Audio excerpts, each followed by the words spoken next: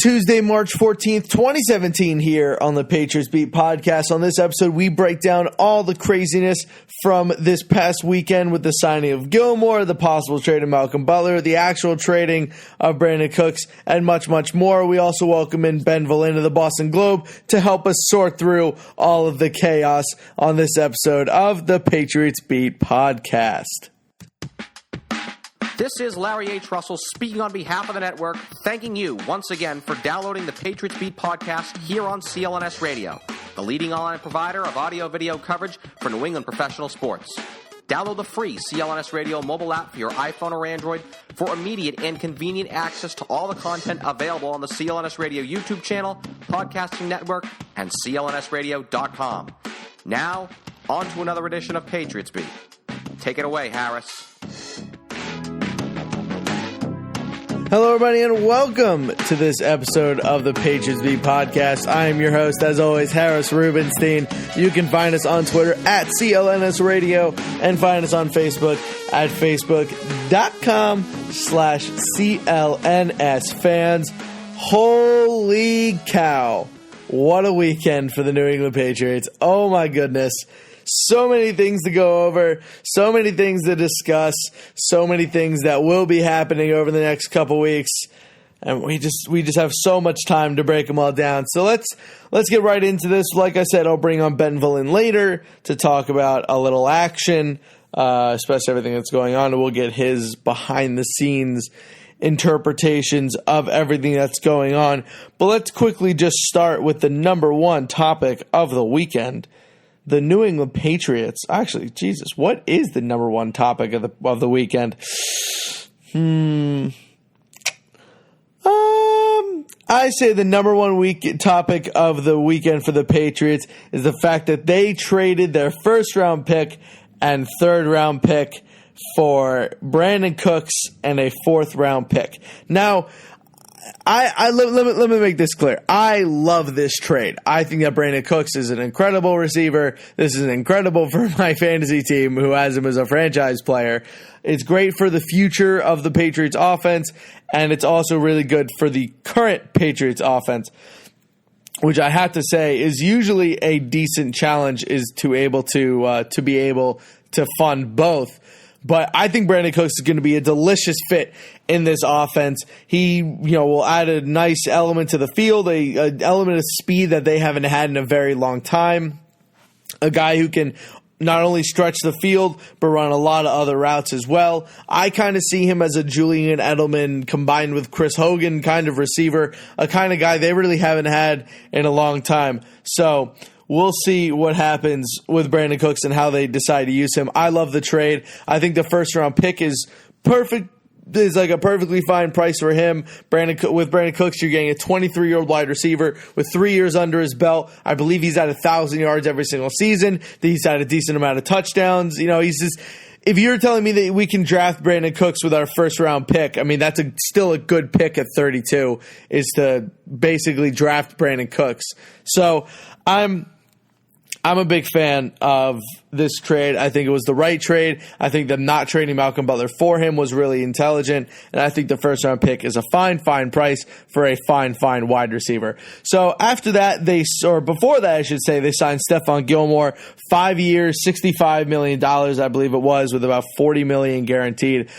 Just, that's so much money for a guy who hasn't played for the Patriots. In fact, I'm a little bit surprised that they actually end up making this deal. It doesn't really make sense with what they usually do. I like Stephon Gilmore. I think that Stephon Gilmore is a really, really good cornerback. I just don't know if he's worth $40 million a year or whatever they gave him in guaranteed money. I mean, that is a lot of guaranteed money to give to a guy who, it's not that he's overrated. It's not that he's been a disappointment. It's that he hasn't quite become the top 10 corner in football that I would have expected him to be after being a number 10 pick for the Bills. Now, as Ben Volin will bring up, He has had 5 different defensive coordinators in like 5 years. There has been no consistency with the Bills franchise. You know, they've kind of gone back and forth with him being the number 1 or the number 2. And, you know, maybe this can kind of end up like the Janoris Jenkins deal for the Giants, where he just needed to change the scenery to become one of the best corners in football. That's what I'm kind of hoping for. And along with the fact that I really, really hope they end up keeping Malcolm Butler. You can have Malcolm Butler on one side and Stephon Gilmore on the other side, with Devin McCourty over the top and Daron Harmon and Patrick Chung covering the other 2 safety spots. So that right there is one of the best secondaries in all of football. I really do like this Stephon Gilmore move. They do have a ton of money, and they have to give that money to someone. So we'll see what becomes of this. We'll actually talk about the Malcolm Butler situation after the break, because a much more important situation that we have to talk about is that Harris was right. Logan Ryan is gone. Logan Ryan signed with the Tennessee Titans for a 3-year, $30 million deal with about, I believe, 9 to 10 mil of that guaranteed. I think that's a little low for Malcolm Butler. However, $10 million a year for him is still really good. Only a 3-year contract, I think, is also the proper length for him. I do like Logan Ryan. I think Logan Ryan's a good corner. I think he's going to fit in very well in Tennessee, closer to home, or not really closer to home for him. He goes to where John Robinson is, who's the GM of the Tennessee Titans. Probably was one of the guys that helped draft him. Obviously, John Robinson was with the Patriots organization for a pretty long time. But I like the move. Good for Logan Ryan. Wish him all the best. Want us to help us win 2 Super Bowls. Have fun. Adios. Who else didn't they re-sign? Right. Jabal Sheard is now gone.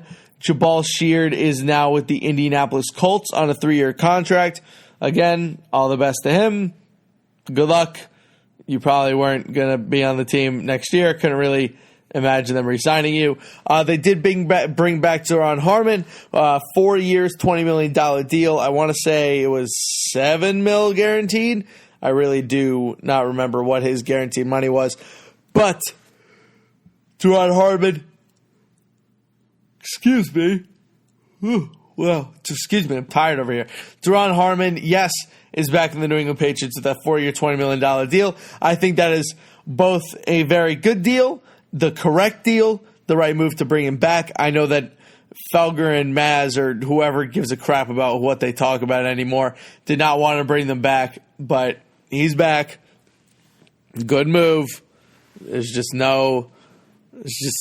don't understand why they wouldn't want to bring him back for $5 million a year. But anyway, that's not my problem. The other trade that they made was, I believe I brought this up last show, but I'll bring it up again. They obviously acquired Dwayne Allen from the Indianapolis Colts. Still have his contract for the next 3 or 4 years, doing his whole thing. So good on the Patriots making a lot of really versatile moves, bringing back Daron Harmon, signing Stephon Gilmore, and trading for Brandin Cooks and Dwayne Allen. I think those were very, very good moves that, 1, they had to make, 2, they really didn't need to make, and 3, I think are all going to pan out pretty well. The only trade I think we should be worried about is the sorry, I totally lost my train of thought. Is the Stephon Gilmore trade. That's just a lot of money for a guy that's, I guess it's me being a Patriots fan and just not really liking to give that much money to one player that isn't on the team. It just kind of tweaks me out a little bit. I don't know. I'm not really a fan of giving players that big of contracts. I think it's always dangerous. It doesn't usually work out the way you want to. So we'll see how all of the things end up working out. Another guy that left the New England Patriots was Barkevious Mingo.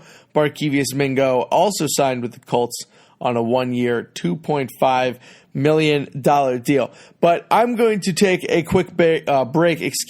When we come back, we are going to update you on all the news of this week with the Malcolm Butler situation, with the Donta Hightower situation, as well as what other moves they can make throughout this offseason. So we'll be right back.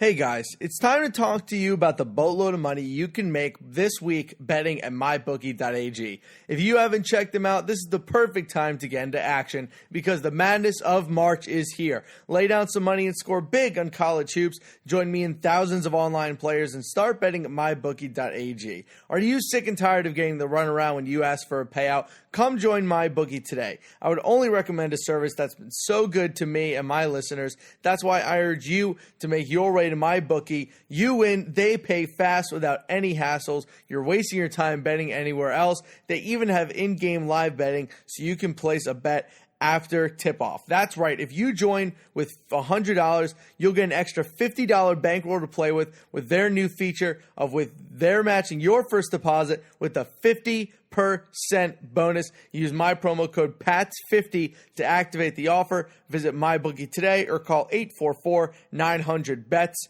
Play, win, and get paid. Welcome back into Patriots Beat. Let's break down the biggest news of the week with Donta Hightower and Malcolm Butler. Also thanks to MyBookie, our new sponsors for the upcoming month. However, we have a lot of things to talk about. So Donta Hightower situation, we'll start with him and then we'll get into Malcolm Butler. Sorry, just shifting here. But Donta Hightower is a guy who obviously the Patriots need to re-sign, a guy who connects the three levels of their defense, calls the plays, and really last year became one of the vocal leaders of the entire team. So right now, I believe he visited the Jets today, being Monday, this being released on a Tuesday, recording on a Monday. Donta Hightower met with the Jets today. I believe he's meeting with the Steelers on Wednesday. However, La Canfora of CBS and Ian Rappaport of NFL Network are adamant that he is going to return to the Patriots. I am also adamant in my initial testament of a 5-year, $55 million deal with $30 million guaranteed. I think that's exactly the kind of contract that Donta Hightower will sign, and it's exactly the kind of contract the Patriots will give because it's not going to be the most money given to a linebacker. It's not going to be in the NFL, it's not going to be breaking any sort of records. It's a good, consistent deal with good guaranteed money. It'll make him happy. It'll make the Patriots happy. Everyone wins. 5 years, $55 million, and a $30 million deal. $30 million guaranteed for Donta Hightower. But I wouldn't be too concerned with him meeting with the Jets and him meeting with the Steelers.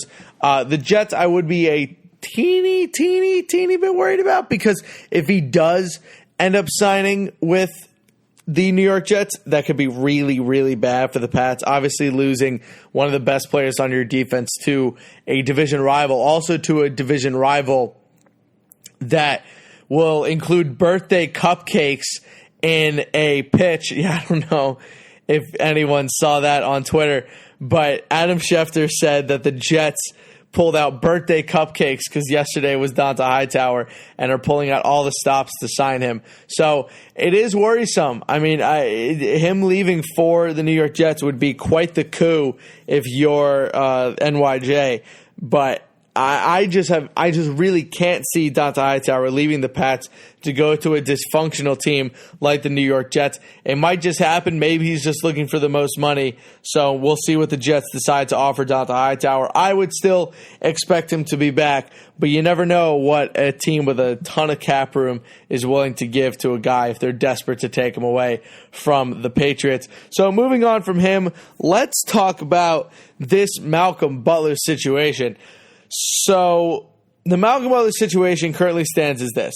The Patriots have him signed to a first-round tender, or want to sign him to a first-round tender, worth $3.55 million.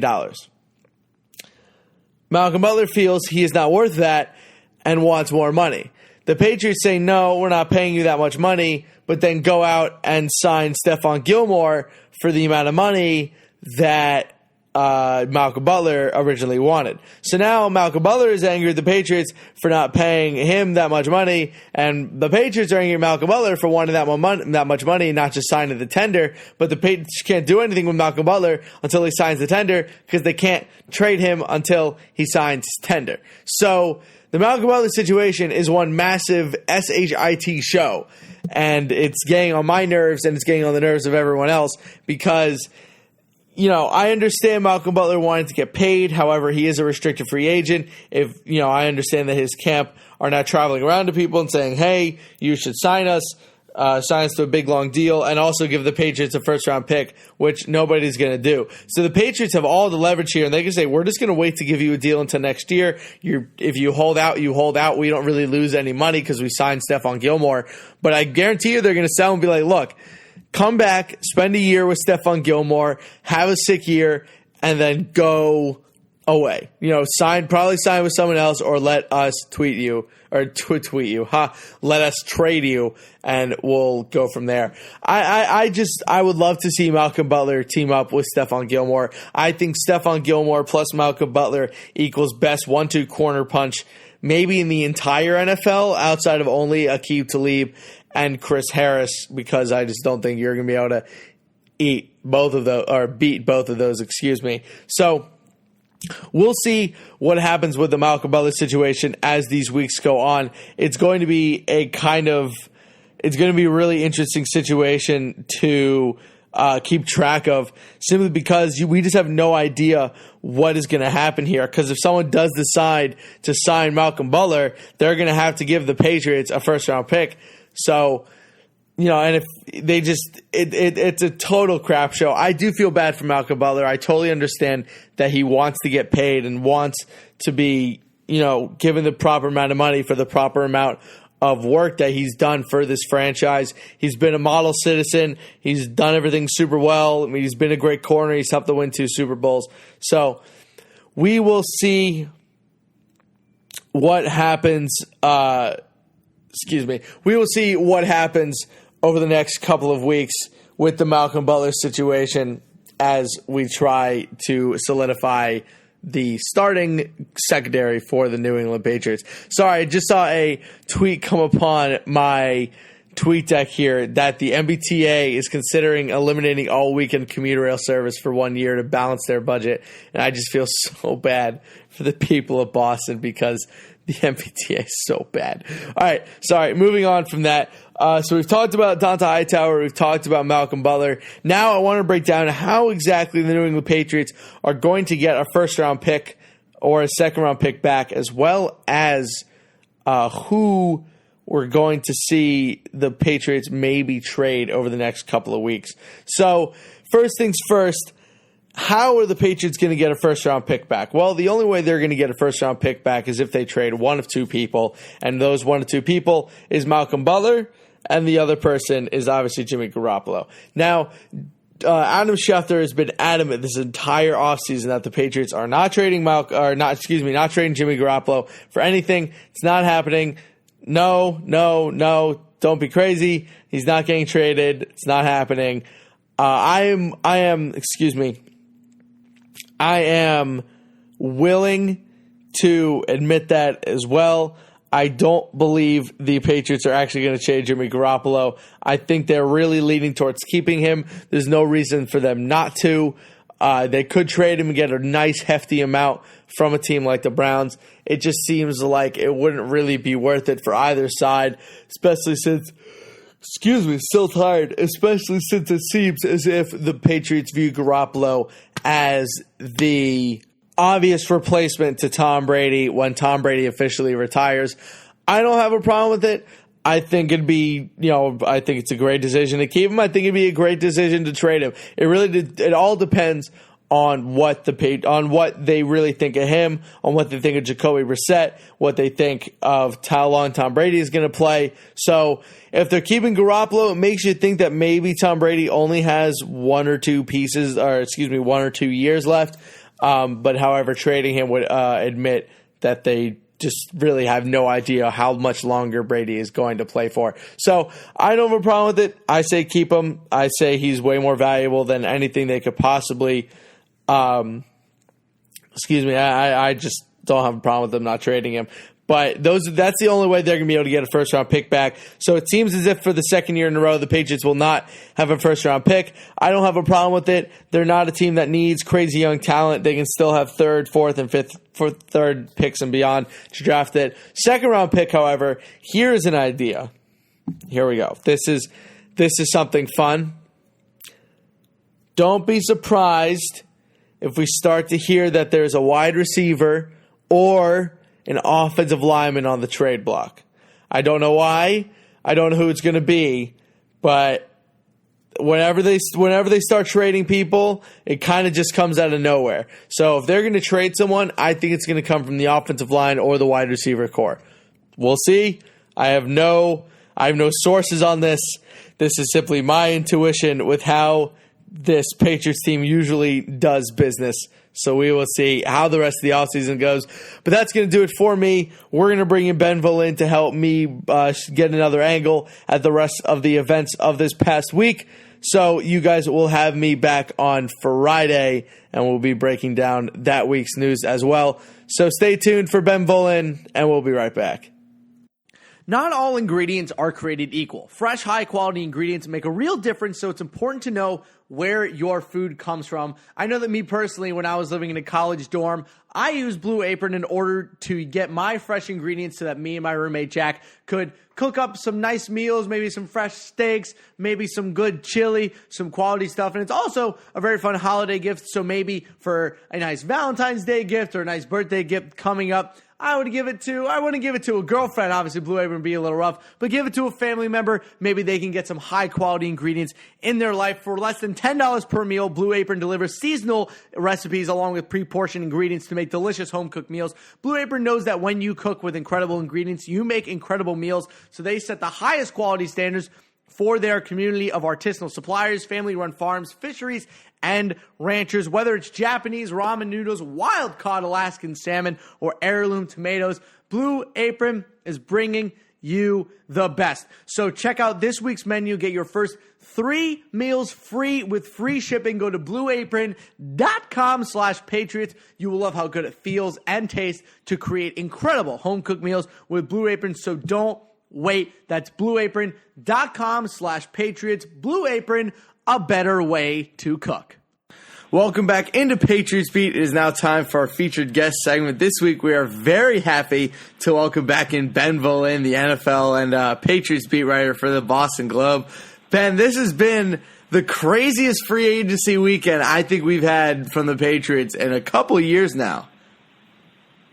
Yeah, did not see this one coming. They made some good value signings, bringing back Alan Branch, Deron Harmon, trading for Dwayne Allen. Those are classic Patriots moves. But giving up a first-round pick for Brandin Cooks and diving right into the free agency waters with Stephon Gilmore, giving him a 5-year, $65 million deal with $31 million fully guaranteed at signing. That's just a monster deal that the Patriots have never done. I think this is probably the biggest contract they've ever given to a free agent from another team. Very out of character for them, but I think it shows a willingness to maybe go all in a little bit here in the final years of Tom Brady. And I think they're probably going to be changing their defensive scheme a little bit, really valuing the press man, big physical skills that Stephon Gilmore brings. And, Bill Belichick, every time you think you've got this guy figured out, he goes and does something completely out of character that no one ever expected. So the Patriots, like I said, no one saw this free agency splurge coming. But they're reloading and retooling for 2017. So let's first look at that Brandin Cooks trade, because if you just take it at pure face value, the Patriots acquired a wide receiver who's had 1,000 yards every year of his career, has been in the NFL for 3 years, is only 23 years old, and all they gave up was a first-round pick and moved back about 18 spots in the draft. I mean, I don't really see how this is a bad trade at all for the Pats. Well, they did give up a first-round pick. Now it's number 32, but so they gave up a pretty valuable pick, and they might only have 1 year of Brandin Cooks. They'll probably trigger his 5th-year option in May, but it doesn't become guaranteed until next March. So they have a year to decide if they want to keep Cooks for 2 years. But, a first-round pick could be a steep price if Cooks ends up being just a 1-year rental. I think more likely they view him as a 2-year player. He's only worth $1.5 million this year, and then his 5th-year tender will be about $9 million or so next year. So I think they see it as they got Brandin Cooks for 2 years, about $11 million, something around there. That's still pretty good value for a guy, as you said, has gone over 1,000 yards every year. He has 17 touchdowns the last 2 years. Gives them another great vertical threat. Chris Hogan had a good season catching the deep ball. Now they've got a real speedster in Brandin Cooks. So two guys who can really take the top off the defense. That should open things up underneath for Edelman and James White and Deion Lewis and Rob Gronkowski. So the Patriots are getting a lot faster. And Tom Brady's deep ball was really good last year. He's one of the best in the NFL. He's really improved on that. So it looks like the Patriots are going out and trying to get him a deep option. The reports over the past couple of days, I believe you might have reported this as well, that if Malcolm Butler had signed his tender, he probably would have been included in some sort of fashion in this trade. Now that the last couple of days have transpired, we're getting basically reports constantly from his agent that Malcolm Butler wants to leave and they're calling other teams now and this and that. I mean, are they treating him fairly? Would Malcolm Butler be gone? How is this whole situation going to play out now? Yeah, it's fascinating. You hate to see the Patriots, really play hardball and put a guy like Malcolm Butler over a barrel. He's been the perfect Patriot for them, a guy who represents everything that this organization is about, and obviously made a franchise-defining play in the Super Bowl 2 years ago, and then has been a very solid cornerback the last 2 years. So, you just hate to see it come to this. Malcolm Butler might not have much choice but to come back to the Patriots for one more year. If his goal is to get paid, he's going to have a hard time doing it because of that restricted free agent tender.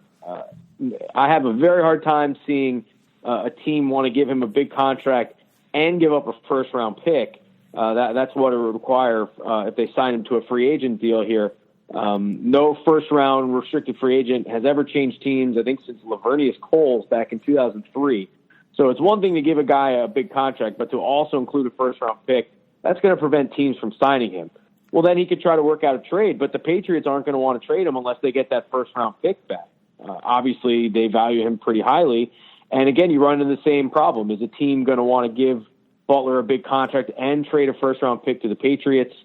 And if Butler just wants out of New England and he's willing to go somewhere to get a lesser deal, well, then what's the point? The whole point is to get paid. So to me, he looks like he's kind of stuck. Right now his salary is $3.9 million. It's a nice little pay bump for him, but it's not Stephon Gilmore money. But frankly, I don't see too many other options out there because the Patriots are going to want that first-round pick in return. I just don't see teams being willing to give a big contract and the first-rounder.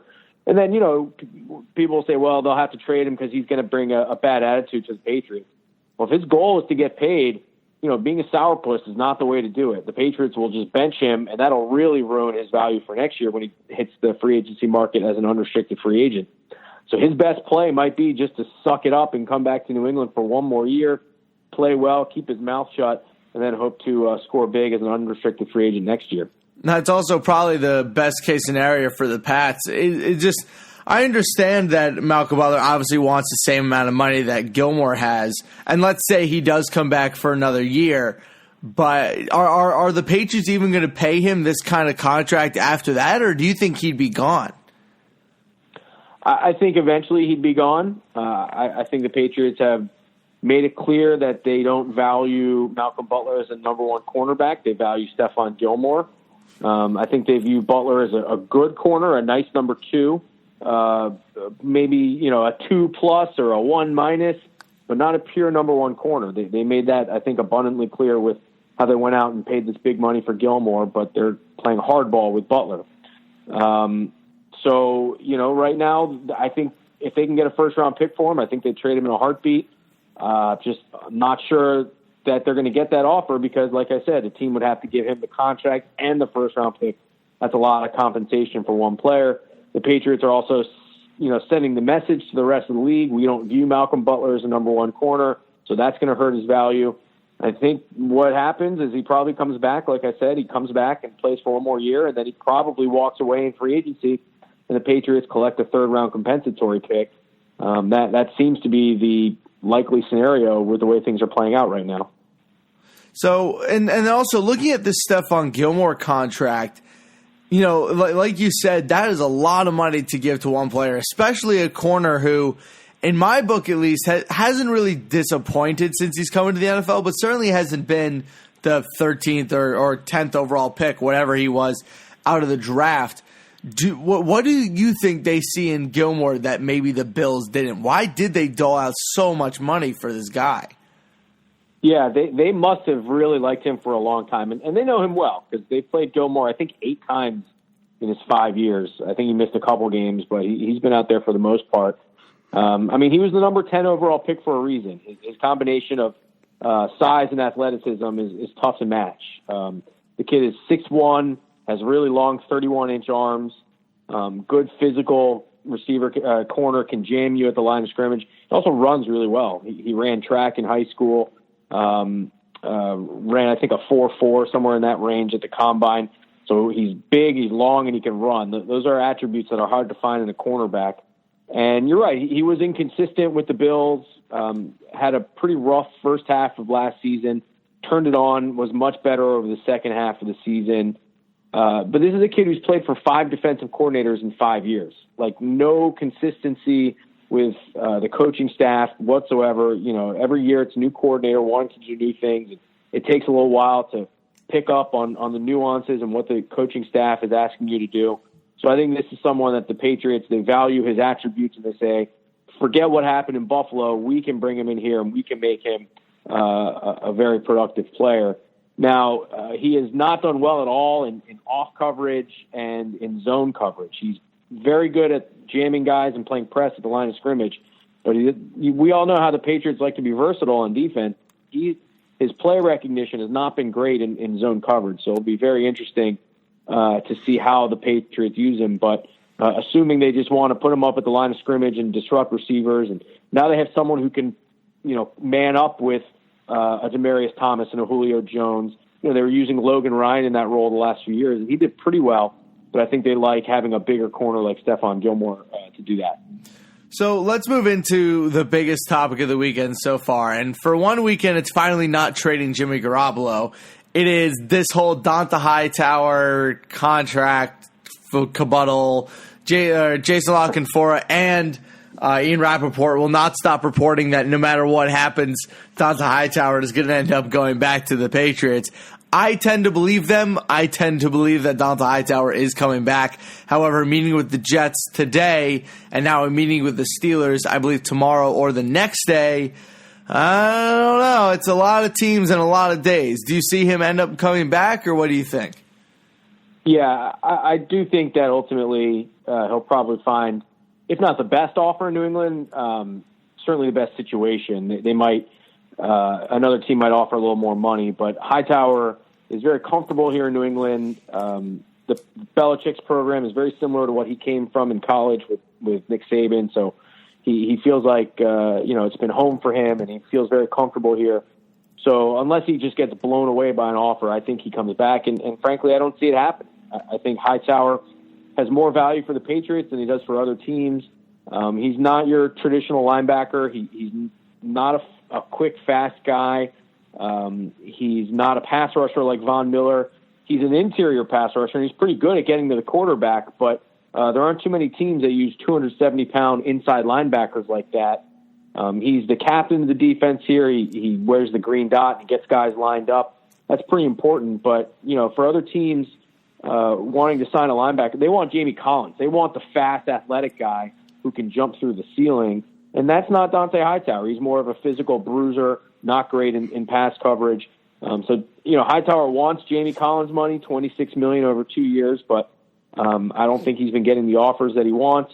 One way to drive up the price is to get the rivals involved. So, we've seen the Jets and the Steelers now getting involved here, but just because he's visiting does not mean that it's going to happen. Again, I think it's just a way to maybe drive up the price and create a little more urgency, but ultimately, I think Hightower fits in well for the Patriots, and I do see him coming back. How much money do you think he's going to get? Maybe probably like somewhere $20 million over 2 years. The devil's always in the detail with these things. I'm sure when it comes out, it's going to be reported as some eye-popping number, but the Patriots are going to give themselves all kinds of outs, whether it's after 1 year or 2 years. Most of these guys, at most, you'll get 3 years, but I think if he can get 2 years between 18 and 20 million, that sounds about right. And the Patriots have a ton of money and tons of cap space. Like, they could go out and sign Hightower and Butler and all these guys if they wanted to, but it's not good business, and they're going to stick to their market value. And so I think if Hightower can get around $18-20 million over 2 years, that's probably pretty good. So last question before we let you get out of here. The Patriots are now left without a first-round pick or a second-round pick after the Kony-Ealy deal and the Brandin Cooks trade. Do you see them making a trade to get a back into the first round or back into the second round? I understand they still have 4 picks in the top 100, or 3 picks, I'm not sure. However, no first-round pick and no second-round pick is kind of tough for any team to just go into the draft and be okay with. Do you see them making a deal or no? Yeah, I definitely think they would like to acquire more high draft picks. Obviously, they have Malcolm Butler and Jimmy Garoppolo who could help them do that, and probably some other players that we're not thinking of too. I mean, heck, with the way things are going here, probably anyone outside of Tom Brady is not safe right now. You know, if they're willing to back off that first round pick, you know, maybe they can collect a couple of 2s for Malcolm Butler, but I still think they want a 1. I'm not sure that all is going to happen, but these rookies are such great value. Even first and second round picks, you get them locked up for 4 years on very favorable terms. These are talented players. I know it's supposed to be a deep draft, but there's a big difference between a first round pick and a third and a fourth round pick. So I think they're definitely not done trading, and they'd love to get back up. And, you know, again, they're sitting on a potential gold mine with Garoppolo. This is a guy that could maybe fetch them a 1 and maybe a 2 or a 4, a multitude of picks. And they've been adamant that they're not going to trade him. But again, if Cleveland, when it gets close to the draft and Cleveland blows them away with an offer, will they still stick to that? So I'm not quite sure how they're going to do it, but I definitely see them wanting to recoup some of those draft picks that they traded away. Great stuff as always. Ben Volin, the NFL and Patriots beat writer for the Boston Globe. Thank you for joining us once again. We really appreciate it. Thank you, Harris. Have a good one. You too, buddy. Bye. What's going on, Pats Nation? This is Marvin Zahn of CLNS Radio, and I'm here to tell you right now to check out the CLNS Radio New England Patriots postgame show hosted by myself and my co-host, Mr. Mike Nice, and live on CLNSradio.com immediately after every single Pats game. Call in at 929-477-2386 toll free to get your voice heard and contribute to the host breakdown and analysis of the latest Patriots contest.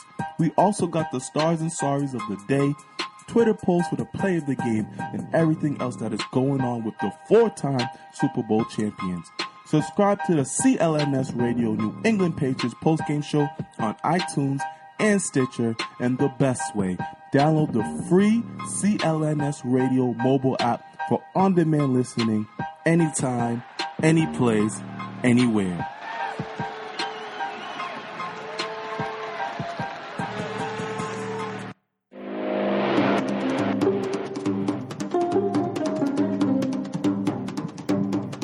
All right, team, that's going to do it for this week's Patriots Beat podcast. Please remember to give us a rating and review on iTunes and Stitcher. Remember, you can find me on Twitter at CLNS_SportsTeam for all the biggest Patriots news and updates and opinions from around the NFL. We'll be back next week with all of the crazy NFL news that comes by, and I promise that on the next episode, I will mention that Kony-Ealy is now a member of the New England Patriots. But we will talk about him and all that and more on next week's episode. But for now, enjoy your weeks, and we will see you on Friday. Adios.